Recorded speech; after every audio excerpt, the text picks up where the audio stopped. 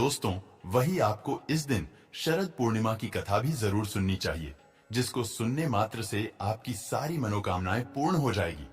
तो आइए शुरू करते हैं शरद पूर्णिमा व्रत कथा। पहली शरद पूर्णिमा कथा मथुरा नगरी में सुभद्रा नाम की ब्राह्मणी रहती थी। वह शरद पूर्णिमा का व्रत रखती थी। भगवान जी उससे प्रसन्न हुए एवं वरदान देते हुए कहा, इसकी विधि विधान सभी को बताइए। तब वह एक साहूकार को यह व्रत की विधि बताती है। साहूकार ध्यान से सुनने लगता है। सुभद्रा बोली, मैं शरद पूर्णो का व्रत करती हूं, यह उसी का फल है। साहूकार ने पूछा, इसकी विधि क्या है? सुभद्रा बोली, एक लकड़ी के पटा पर एक लोटा, पवित्र जल भरकर रखे, एक रोली से स्वास्तिक चिन्ह लौटे पर बनाइए। इसके बाद पीतल के गिलास में गेहूं के दाने भरकर रख दे, गिलास पर दक्षिणा रखे। इसके बाद स्वयं तिलक लगावे।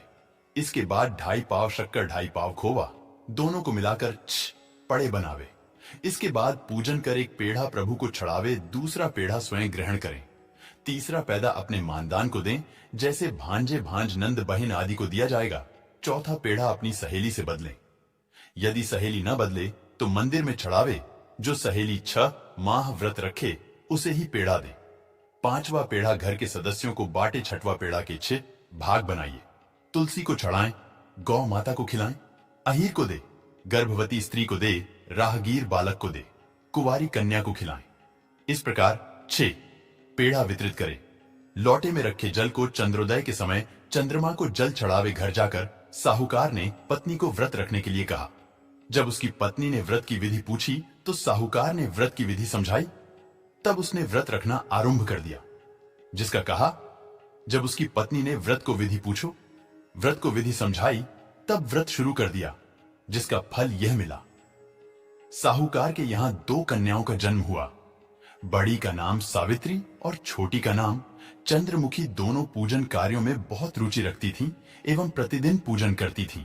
यह देखकर कुछ समय बाद दोनों का ब्याह संपन्न घराने में कर दिया गया। दोनों बहनें शरद पूर्णो का व्रत रखती थीं। सावित्री विधि विधान से व्रत रखती थी, अतः उसे सुंदर संतान की प्राप्ति हुई।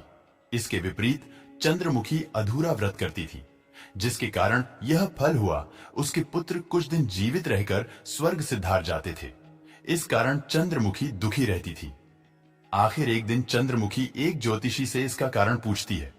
तब ज्योतिषी ने कहा, तुम अधूरा व्रत रखती हो, इस कारण तुम्हारी संतान स्वर्ग को प्राप्त करती है। अत तुम बड़ी बहन सावित्री से विधि विधान पूछकर व्रत रखो, क्योंकि सावित्री विधि विधान से पूजा करती है एवं श्रद्धा से करती है। प्रत्येक वर्ष की तरह शरद पूर्णो फिर आई चंद्रमुखी, फिर अधूरा व्रत करती। उसका पुत्र फिर मृत्यु को प्राप्त हुआ। चंद्रमुखी ने अपने मृत पुत्र को पटा पर लिटा दिया, जिस पर वह पूजा करती थी। संयोग से प्रभु इच्छा से उसकी बड़ी बहन सावित्री उसी दिन घर पर आई। उसने तुरंत प्रभु का नाम लेकर मृत बालक के सिर पर हाथ फेरा तो वह जीवित हो उठा। चंद्रमुखी खुशी से नाच उठी। तब उसे शरद पूर्णो व्रत का महत्व समझ में आया। उसने तुरंत प्रभु से क्षमा मांगी, बारंबार प्रभु के चरण स्पर्श किए और कहा, ऐसी भूल अब कभी ना होगी। साथ ही सभी पड़ोस में सगे संबंधियों का यह व्रत करने की सलाह दी। वह व्रत की विधि विस्तार पूर्वक समझाने लगी। अतः इस व्रत के करने से प्रत्येक स्त्री व पुरुष सभी की मनोकामना पूरी हो जाती है। जय हो, लक्ष्मी नारायण की जय हो। चंद्रदेव की से चंद्रमुखी की इच्छा पूर्ण हुई, वैसे सबकी इच्छा पूरी करें। दूसरी कथा शरद पूर्णिमा व्रत से जुड़ी एक पौराणिक कथा है। किसी नगर में एक साहूकार रहता था। उनकी 2 बेटियां थीं, जो हर महीने में आने वाली पूर्णिमा का व्रत रखा करती थीं। दरअसल इन दोनों बेटियों में बड़ी बेटी पूर्णिमा का व्रत तो पूरे विधि विधान से करती थी, लेकिन छोटी बेटी व्रत के नियमों का सही ढंग से पालन नहीं करती थी। ये बस व्रत के नाम पर खाना पूर्ति करती थी। साहूकार की दोनों बेटियां जैसी ही बड़ी हुई, पिता ने दोनों का विवाह करा दिया। बड़ी बेटी के घर समय पर स्वस्थ संतान ने जन्म लिया। वहीं छोटी बेटी को संतान तो हुई, लेकिन उसकी संतान ने जन्म लेने के तुरंत बाद दम तोड़ दिया। इस तरह छोटी बेटी के साथ ये लगातार 2 से 3 बार हो गया। फिर उसने एक ब्राह्मण को बुलाकर अपनी पूरी गाथा सुनाई और इसके उपचार में उपाय बताने के लिए कहा। ब्राह्मण ने उसकी सारी बात सुनी और कुछ प्रश्न भी पूछे। फिर कहा कि तुमने पूर्णिमा का व्रत तो किया है, लेकिन हमेशा अधूरा व्रत करती हो, इसलिए तुम्हें व्रत का पूरा फल नहीं मिल पा रहा है।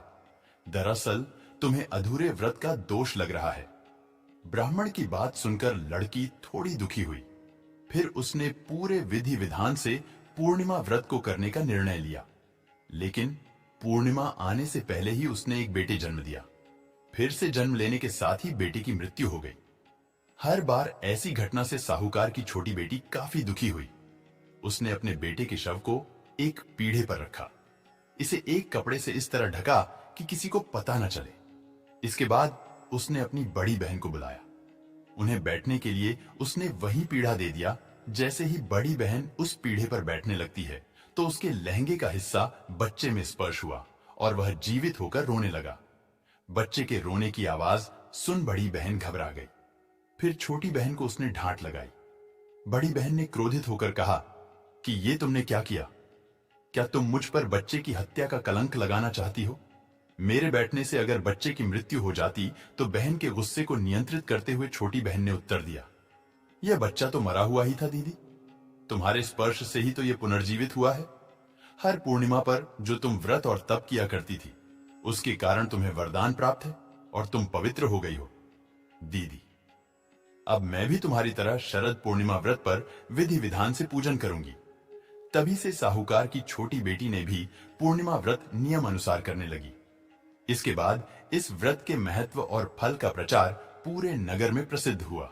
जिस प्रकार माता लक्ष्मी और भगवान विष्णु ने साहूकार की बेटी की कामना पूरी कर सौभाग्य प्रदान किया, वैसे ही हम पर भी आपकी कृपा बनी रहे तो दोस्तों आशा करते हैं। शरद पूर्णिमा व्रत से जुड़ी हुई यह महत्वपूर्ण जानकारी आपके लिए अवश्य उपयोगी सिद्ध होगी। तो दोस्तों, आपको जानकारी कैसी लगी हमें कमेंट में जरूर बताइएगा। वीडियो अच्छा लगा हो तो वीडियो को लाइक, शेयर और चैनल को सब्सक्राइब करना ना भूलिएगा। आप सभी के मंगल की कामना करते हुए मिलते हैं अगली वीडियो में। धन्यवाद। जय श्री हरि विष्णु, जय मां लक्ष्मी।